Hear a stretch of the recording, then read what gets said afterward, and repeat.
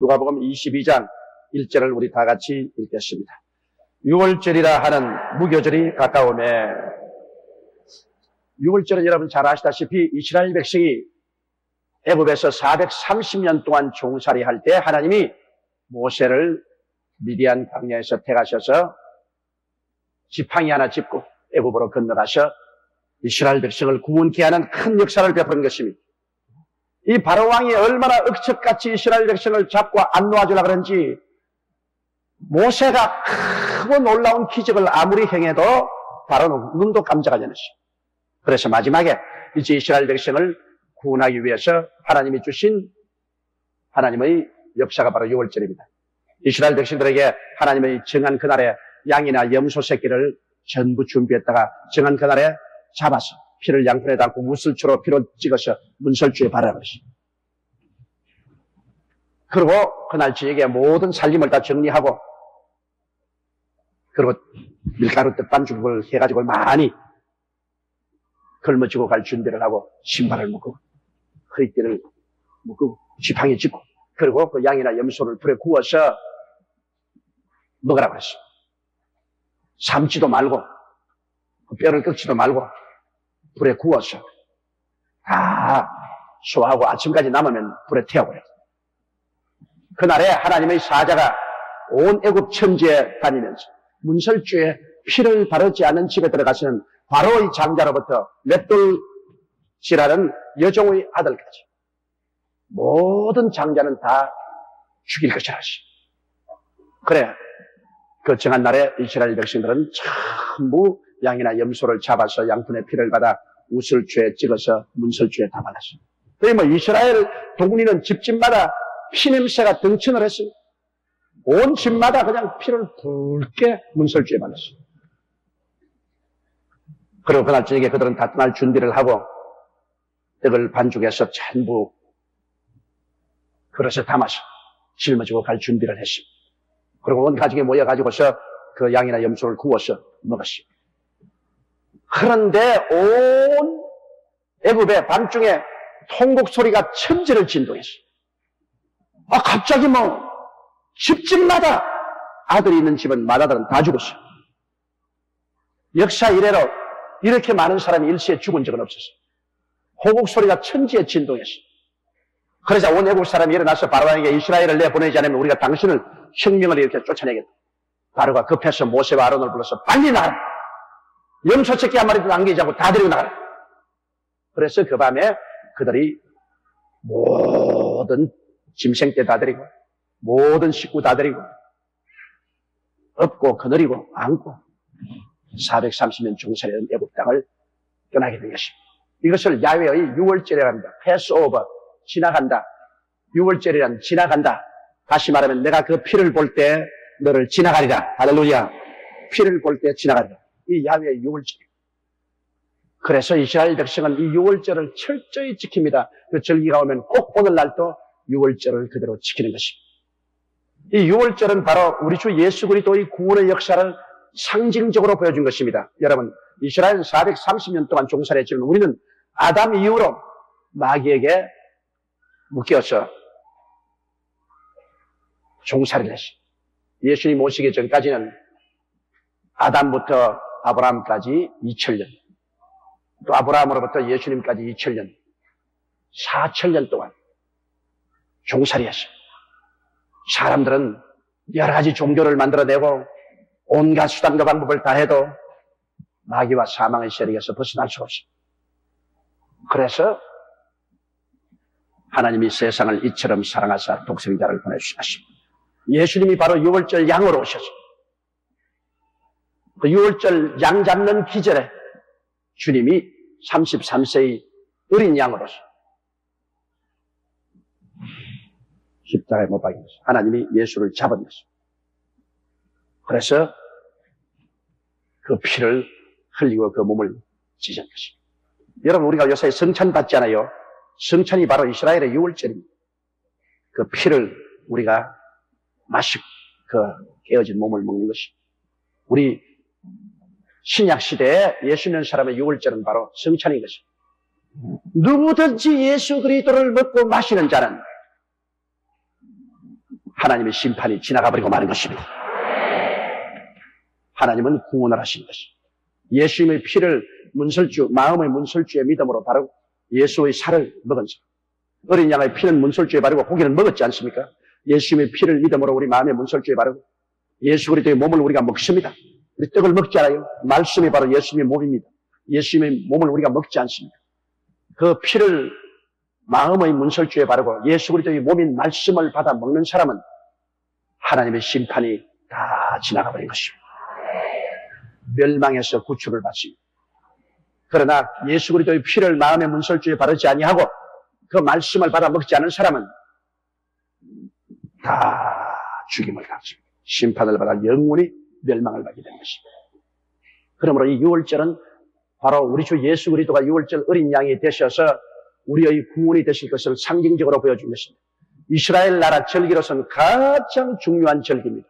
그날에 430년 종살이하던 이스라엘 사람들이 나와서 가나안 땅으로 들어와서 나라가 이루어진 한 동기가 되기 때문에 이스라엘 백성들에게는 유월절은 가장 큰 명절이요 절기고 우리 예수 믿는 사람에게는 바로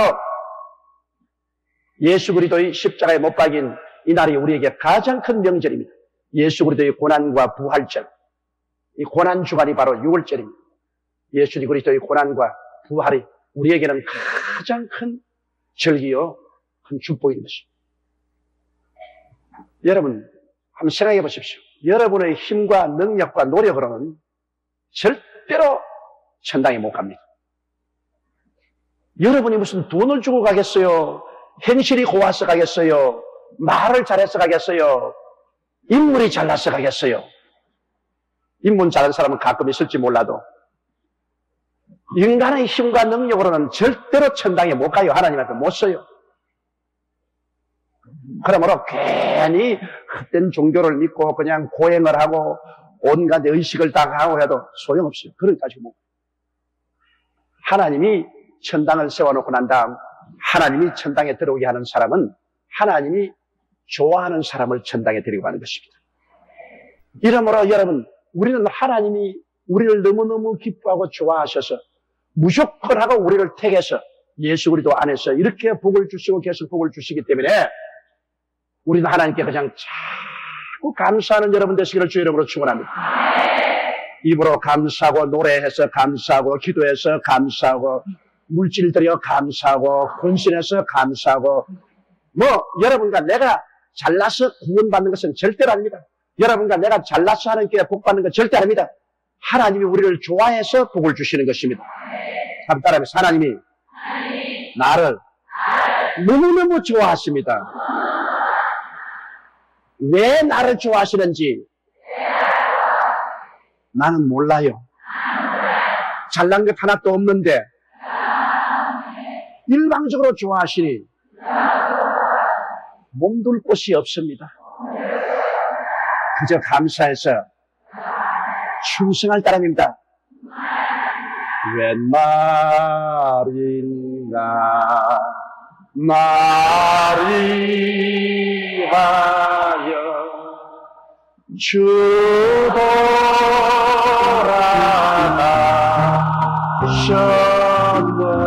주도라하셨네 이번에 주나 위에 오늘 받으셨네. 보세요.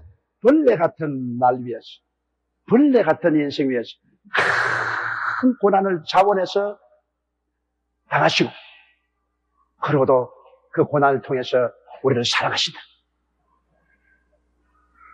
왜 사랑합니까, 주님? 몰라. 내가 좋아서 사랑한다.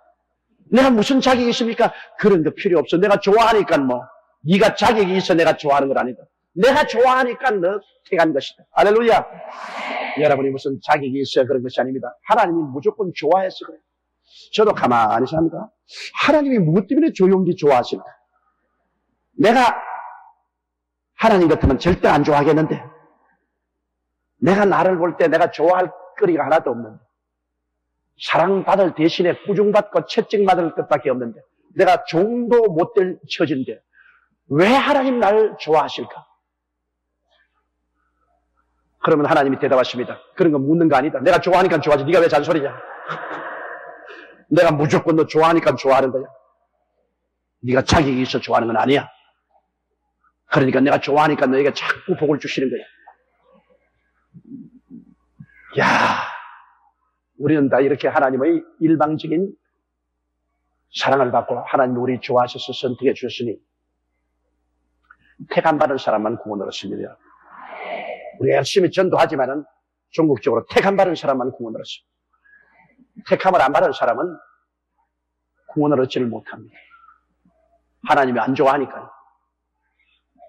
이러므로 이 6월절 제사는 하나님이 우리를 좋아하셔서 우리를 죄악에서 건져내서 영원히 당신의 나라에 들어와서 말할 수 없는 하나님의 영광을 우리에게 보여주시려고 그런 것입니다. 이러므로 하나님이 장차 우리에게 나타내실 그 영광은 도저히 우리가 상상도 못하고 꿈도 못 꿉니다. 하나님이 우리를 위해서 영원토록 우리를 위해서 나타내시려고 하는 그 하나님의 큰 사랑과 은혜를 우리는 상상할 수 없습니다. 이게 너무 좋아서 감당을 못해요. 22장 2절요.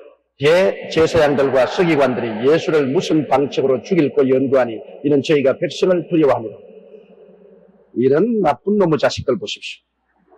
이 이스라엘의 하나님의 선민의 대제사장, 백성을 하나님께로 이끄는 대제사장들, 그리고 서기관들, 성경을 필사해주는 서기관들, 이런 사람들이 예수를 무슨 방식으로 죽일 거예요? 하나님의 아들을 죽이려고 합니다. 자기들이 하나님 아버지를 섬기면서 그 아버지가 보낸 아들을 죽이려고 하니 여러분 그 말이 됩니까? 아버지가 아들을 얼마나 목숨같이 사랑하는데 아버지가 보낸 아들을 영접하면 아버지를 영접하는 것이 되고 아버지가 보낸 아들을 버리는 자는 아버지를 버리는 자가 되는 것입니다. 그런데 아버지를 사랑한다고 하면서 그 아들을 죽이려고 하니 아버지께 버림받고 그들이 아무리 아버지를 섬긴다 해도 소용이 없는 것입니다. 우리들도 다 한 가지 아닙니까? 여러분, 우리들도 다 자식 있잖아요. 자식 있는데 우리들이 자식은 천린으로 이끌어져 있는데 이웃 사람이 우리 자식을 굉장히 미워하고 구박을 하면서 죽이려고 하면서 우리는 사랑한다고 아이고 사랑합니다 그러면 그 사랑이 진짜겠어요? 그 사랑 받아들이겠어요? 내 자식을 죽이려고 하는데 내 자식을 죽이려고 한다고 하면서 나를 사랑한다고 자꾸 하니 그 말 내가 믿어주겠어요? 내 자식을 사랑하는 사람이 나에게 와서 사랑합니다 그러면 그 말을 바로 받아들이죠. 여러분, 예수 그리스도를 미워하면 하나님께 영원히 미움을 받습니다. 예수님을 사랑하면 하나님 아버지께 영원한 사랑을 받습니다. 유대민족들이 오늘날도 야훼 하나님만 사랑한다고 합니다. 하나님만 섬긴다고 합니다. 그러면서도 예수 그리스도는 십자가에 못 박아 죽였고 오늘날도 예수님은 절대로 전하지 못하게 합니다. 하나님을 헛믿었죠. 애쓰고 힘써서 믿어도 하나님의 뜻을 따라 믿어야지 인간이 애쓰고 계신다고 무슨 소리 있어요? 그러므로 유대인들이 지금도 예수 그리스도를 버리고 그리스도를 배반하고 그리고 하나님을 믿는다는 것은 하나님께 모욕을 가하는 것입니다. 하나님의 아들 예수 그리스도를 사랑하는 자만이 하나님의 사랑을 받습니다. 예수를 믿는 자만이 하나님을 믿는 자인 것입니다. 그 아들이 있는 자에게는 아버지가 있고 아들이 없는 자에게는 아버지도 없고 도리어 아버지의 심판을 받게 되는 것입니다. 그래서 대제사장 서기관들이 예수를 무슨 방식으로 죽일고 연구하니 참 좋은 연구합니다. 밥 먹고. 이는 저희가 백성을 두려워하면 일반적인 백성들은 예수님을 참 좋아해요. 예수님 말씀도 구수하고 좋고 예수님께서 병든 자 고쳐주고 위로해주고 했기 때문에 일반 백성들은 예수님을 구주로 인정 안 하더라도 예수님을 좋아해요. 그렇기 때문에 아무 이유 없이 예수님을 잡아서 처형하면 백성들이 반발할 것이니까 두려워하는 거예요. 그래서 백성들의 반발도 받지 않고 어떻게 하면 예수 그리스도를 잡아 죽일고 그런 생각을 하고 있습니다. 마귀하고 이제 하는 거예요. 일반 백성들의 반발도 받지 않고 예수님을 붙잡아 죽일 방식이 있는가? 그걸 이제 연구하는 것입니다. 열둘 중에 하나인 가룟 부르는 유다에게 사탄이 들어가니 예수님의 12제자 중에 가장 가차운 사람 속에 사탄이 들어갔습니다. 사탄은 하나님을 섬기던 그룹 천사 중에 가장 높은 천사였는데 그 하나님 보좌를 빼앗고 하나님 지위를 찬탈하다가 쫓겨나서 사탄이 됐지 않습니까? 계속해서 하나님을 저항하며 계속해서 하나님을 반항하며 이 사탄이 이젠 하나님의 아들 예수 그리스도를 죽이려고 도모하는 그것을 예수님의 제자인 가룟 유다 속에 들어갔습니다. 사탄이 사람 속에 들어와요. 그러니 가룟 유다가 이제 확 미쳐버리고 말았죠. 어느 정신 돌아버렸죠. 사탄이 들어왔는데 사람이 정상적인 자기 마음이 될 택이 있어요. 오늘날도 여러분 믿지 않는 자들은 모두 다 마귀의 영이 그 속에 들어와 있어요. 그래서 세상으로 하나님의 영광을 보지 못하게 하고 온전히 마귀의 영이 그들을 휘몰아서 예수 죽인 그 마귀 사탄이기 때문에 여러분 예수 그리스도의 이름도 싫어하고 하나님을 저항하는 사탄이기 때문에 하나님에 대한 것을 싫어합니다. 이 세상은 완전히 마귀에게 속하여서 그냥 마귀와 귀신들에게 따라서 그냥 예수님에 대해서는 완전히 귀를 막고 눈을 막아버리고 그리고 세속을 향해서 그냥 마귀가 이끄는 이 세속을 향해서 막 밀려가는 것입니다. 이게 바로 여러분 사탄이 아닌 것입니다. 온 세상이 마귀 안에 있습니다. 공중의 번세 잡은 자들의 그 손에 끌려서 지금 세상에 흘러가고 있습니다.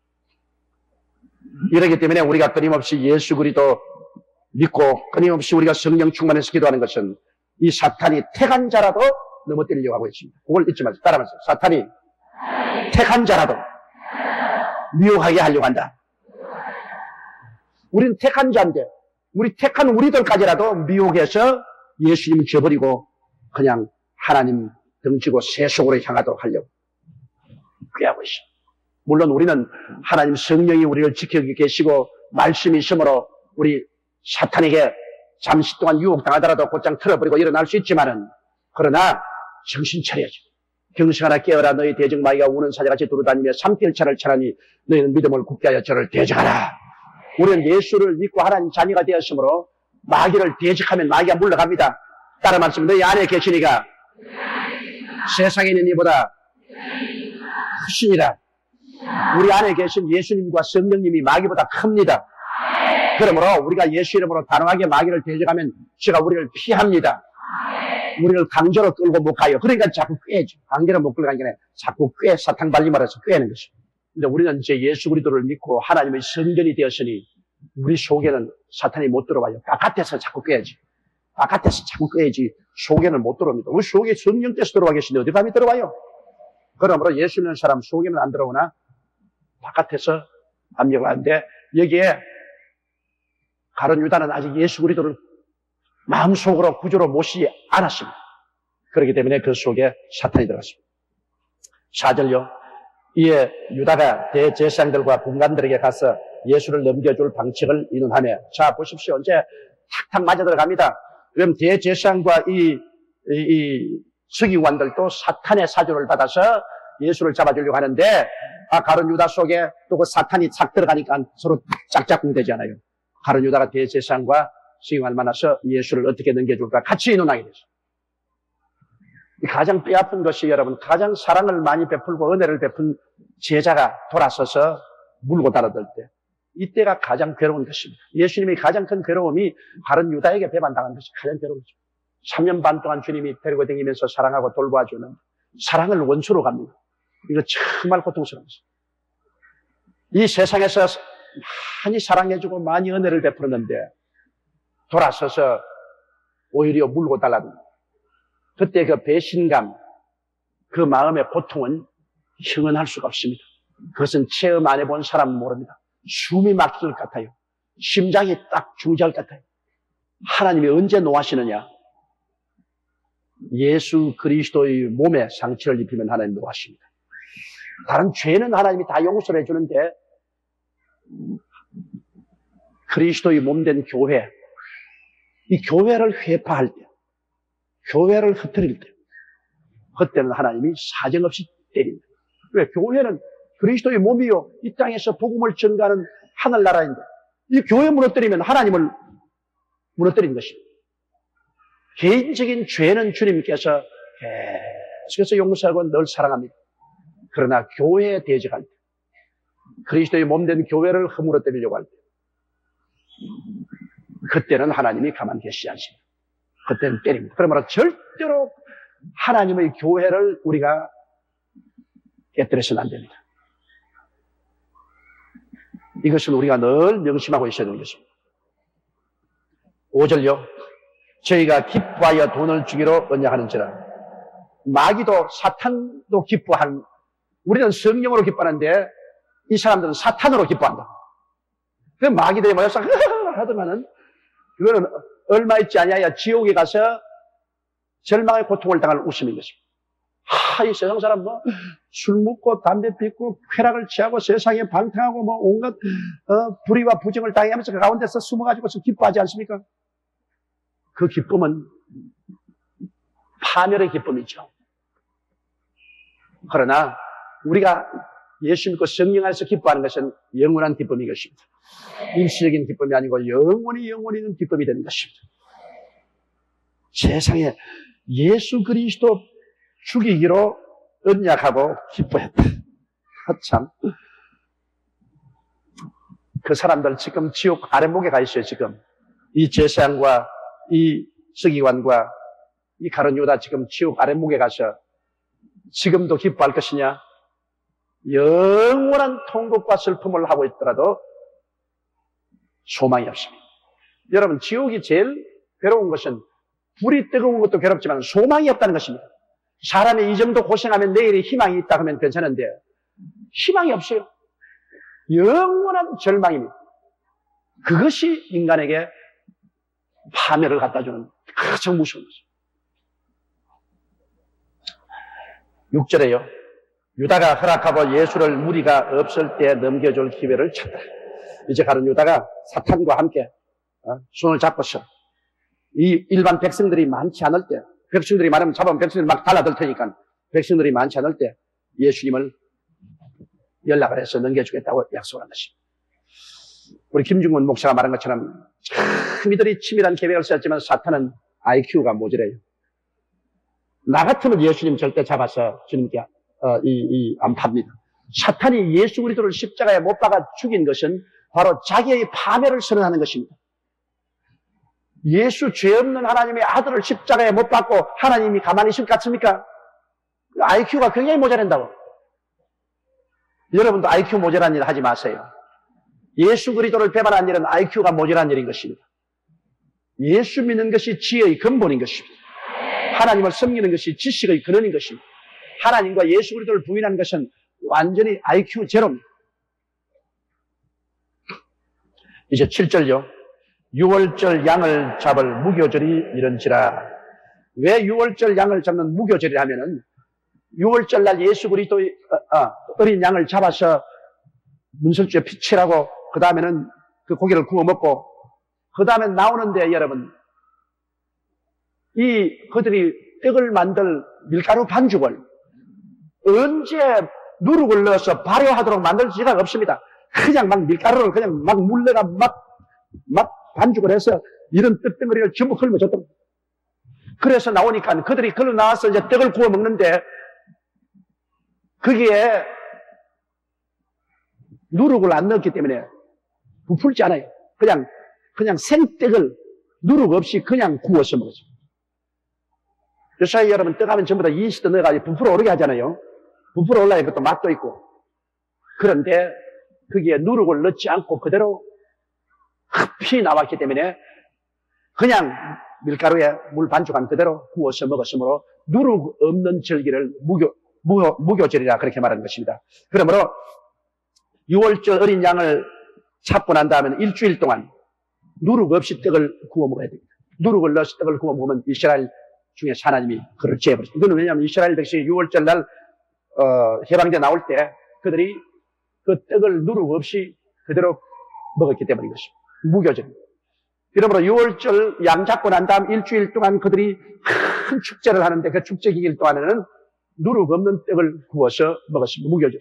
그리고 이스라엘 남자들은 12살 이상 되면은 이 6월절 날은 모두 다 예루살렘에 와서 하나님 앞에 이 6월절 제사를 지내고 하나님 앞에 자기 자신을 나타내야 됐습니다. 이러므로 6월절을 무교절이라고도 하는 것입니다. 따라 말씀. 6월절을 무교절이라고도 한다. 왜냐하면 6월절에는 누룩 없는 떡을 먹기 때문에 무교절, 일주일 동안 무교절입니다.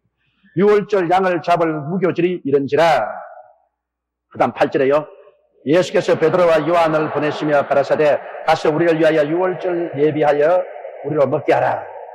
그래서 예수님께서도 이제는 유대인의 전례를 따라서 6월절 잔치를 치러야 되는데 주님께서 베드로와 요한을 보내가지고서 발송이를 너희 양을, 어린 양을 취해서 잡고 그리고 썬 나물과 함께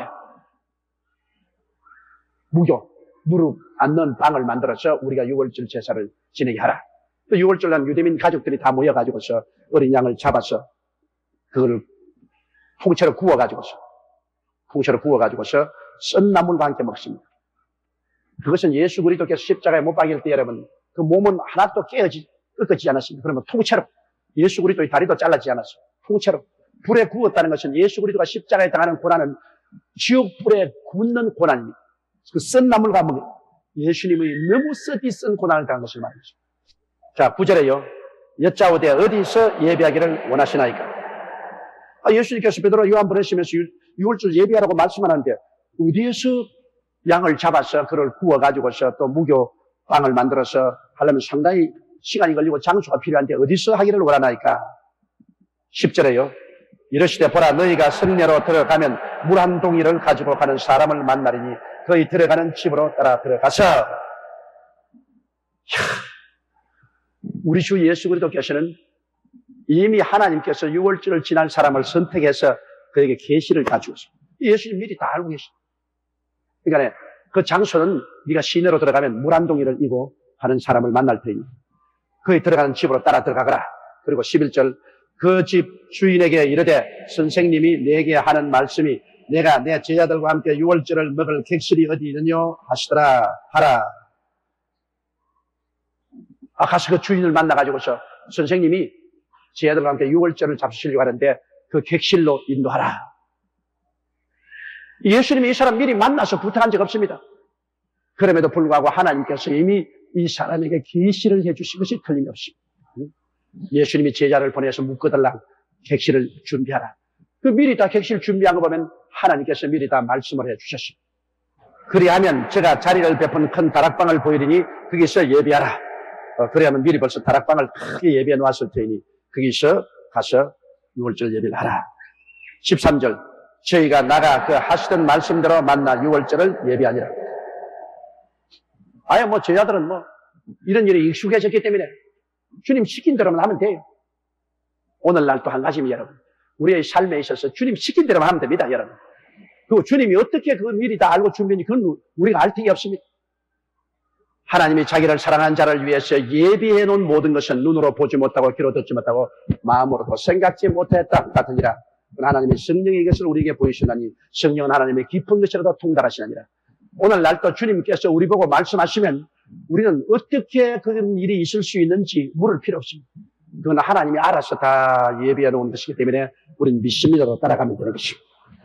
주님께서 시키시는 일이면 그냥 믿습니다로 따라가면 돼요. 눈에는 아무 증거 안 보이고 귀에는 아무 소리 안 들리고 손에 잡힌 건 없어도 하나님이 모든 것을 다 아시는 거로 모든 것을 미리 다 예비해 놓았으므로 기도하고 믿고 따라가면 돼요. 여러분의 일생은 이미 다 예비되어 있습니다. 여러분이 발부둥을 쳐봤자 소용없어요. 여러분의 삶은 다 예비되어 있습니다. 하나님이 정하신 뜻을 우리가 알았으면 믿음으로 나가면 그 모든 것은 주님이 다 책임져 주시는 것입니다. 앞으로 살아나갈 모든 일을 주님이 다 책임져 주십니다. 그러니까 그저 믿습니다로 나가는 게 제일 좋습니다. 믿고 순종하는 것이 가장 좋고 아름다운 것입니다. 그 다음 14절요. 때가 이르매 예수께서 사도들과 함께 앉으사 때가 이르매 우리 하나님께서는 모든 것을 때를 따라 아름답게 합니다. 성경에 전도서 있잖아요. 울 때가 있으면 웃을 때가 있고 사랑할 때가 있으면 미워할 때가 있고 전쟁할 때가 있으면 평안할 때가 있고 돌을 주워 모을 때가 있으면 돌을 갖다 내버릴 때가 있고 우리가 모든 일에 하나님의 때를 기다릴 줄 알아야 됩니다.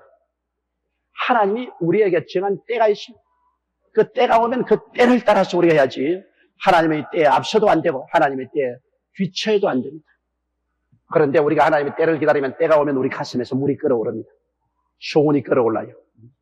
때가 오면 소원이 끓어오릅니다. 아직은 가기는 가야 되겠는데 가고 싶은 생각이 없습니다. 때가 안 왔습니다. 그러나 갑자기 마음에 가고 싶은 생각이 끓어오릅니다. 때가 왔어요. 물건을 사야 되겠는데 저 물건이 꼭 필요한데 지금은 사고 싶은 생각이 없어요. 내게 필요하기는 필요한데 사고 싶은 생각이 없어요. 때가 안 온 것입니다. 기다려요. 그러다 가슴이 끓어올라요. 갑자기 사고 싶은 생각이 가슴에 끓어올라요. 때가 온 것입니다. 베데스다 연못가에 수많은 병자들이 행각 5에 앉아서 물을 들여다보고 있는데 평소에는 아무리 물에 들어가도 기적이 안 일어나요. 그러나 갑자기 그 물이 부글부글 끓어오르기 시작하면 그때 뛰어들어가면 기적이 일어나요. 그처럼 오늘날의 베데스다 연못물은 무엇이냐? 여러분의 마음입니다. 여러분의 마음이 베데스다 연못물인데 성령이 그 연못물을 소원을 통해서 끌어올라요. 그 끌어오르는 것이 바로 소원입니다. 소원을 통해서 끌어오르면 때가 왔다. 출발하라. 근데 뭐 소원도 안 끌어오르는데 해봐서 무슨 일을 해서는 아무런 하나님의 능력도 안 나타납니다. 기도하고 기다려라. 따라 말해서 기도하고 기다려라. 마음속에 소원의 베데스다 연못물이 끌어오르거든 뛰어들어가라. 그렇게 하면 하나님의 기적이 일어나게 되는 것입니다. 여기도 보시면 때가 이름에 예수님이 6월절 잔치 잡수시는 것도 그냥 마음대로 한 것이 아닙니다. 때가 이름에 주님이 정하신 때가 이름에 그러므로 모든 만사의 기한이 있고 그것이 이룰 때가 있습니다. 기도하는 사람은 그 때를 놓치지 않습니다. 기도 안 하는 사람은 때를 놓칩니다. 기도하는 사람은 마음속에서 그 때가 오면 성령이 동하기 때문에 때를 놓치지 않게 되는 것입니다. 자, 15절요. 이르시되 내가 고난을 받기 전에 너희와 함께 이 6월절 먹기를 원하였노라. 왜 예수님이 십자가에 못 박기 전에 6월절 잡수시기를 원하였냐면 예수님은 구약의 6월절이 아닌 신약의 6월절을 주님께서 만들기 위한 것입니다. 신약의 6월절은 뭐냐? 성찬인 것입니다. 따라 말씀해 신약의 6월절은 성찬이다.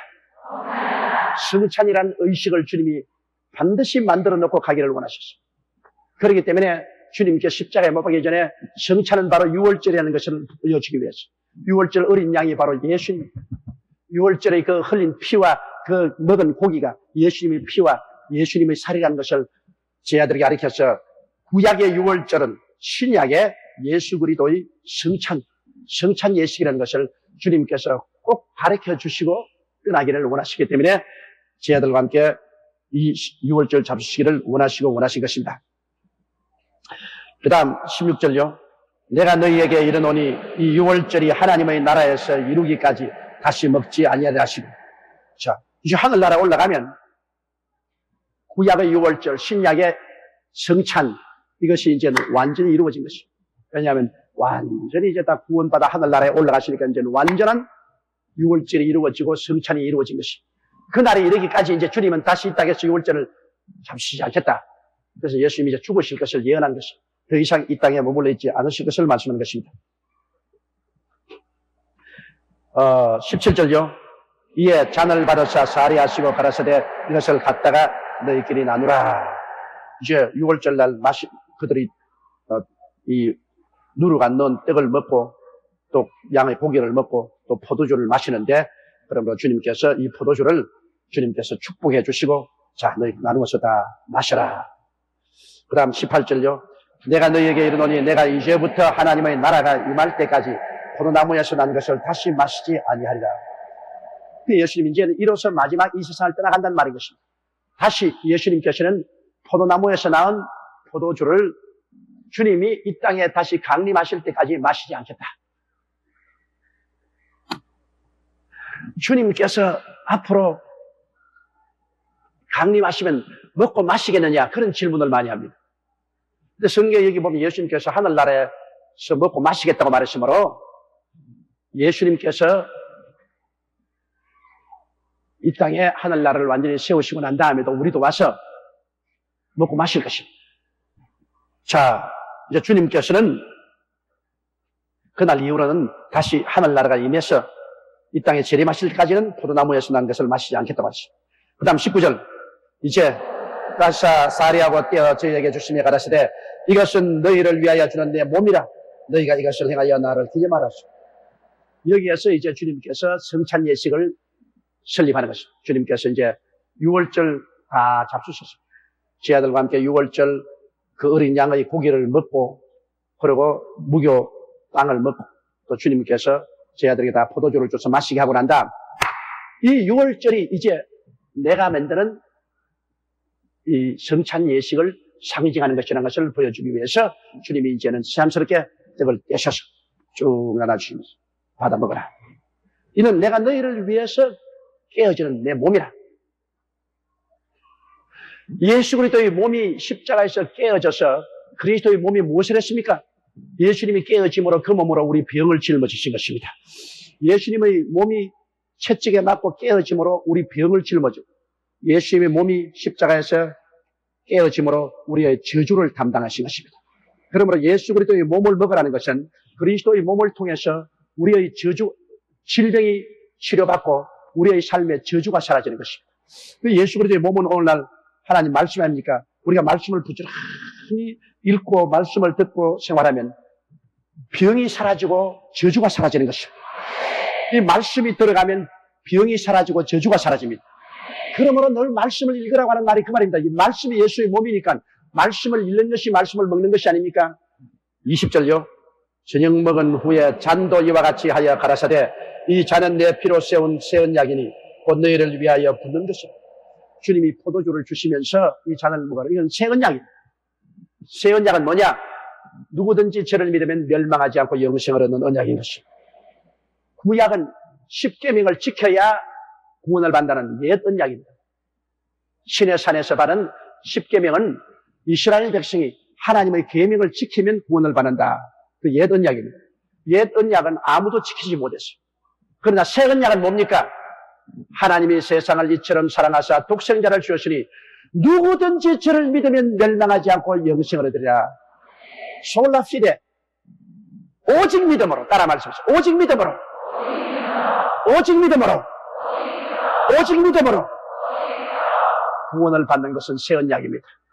예수 그리스도를 구주로 믿는 그것이 새 언약이 바로 예수님의 피가 새 언약입니다. 예수 그리스도의 피가 하나님의 언약궤 위에 뿌려짐으로 이제 누구든지 저를 믿기만 하면 구원을. 그건 아무 조건이 없습니다. 오직 믿음으로. 그러니 얼마나 좋은 시대에 태어났습니까? 구원받는 것은 믿기만 한 바. 우리의 선한 행위로 말미암아 받는 그 은혜를 인하여 믿음으로 말미암아 구원을 얻으시니 이것이 우리에게서 난 것이 아니요 하나님의 선물이라 행위에서 난 것이 아니니 자랑할 것이 없나니라. 할렐루야. 그러므로 예수님의 이 피는 누구든지 저를 믿으면 구원을 얻는다는 새 언약인 것입니다. 자, 21절요. 그러나 보라 나를 파는 자의 손이 나와 함께 상회에 있다. 12제자 중에 가룟 유다 한 사람이 예수님을 팔려고 하는데 능청스럽게 앉아가지고서 그 떡도 받아 먹고 그 잔도 받아 마시고 있습니다. 믿음으로 먹고 믿음으로 마시지 않으면 아무 효과가 없는 것을 여기에 표시하는 것입니다. 우리가 성찬도 믿음으로 떡을 먹고 믿음으로 잔을 마시면 오중복음과 삼중축복을 얻게 되지만은 그냥 믿지 않고 그 자리에 받아먹는 것은 가룟 유다하고 고항아지입니다.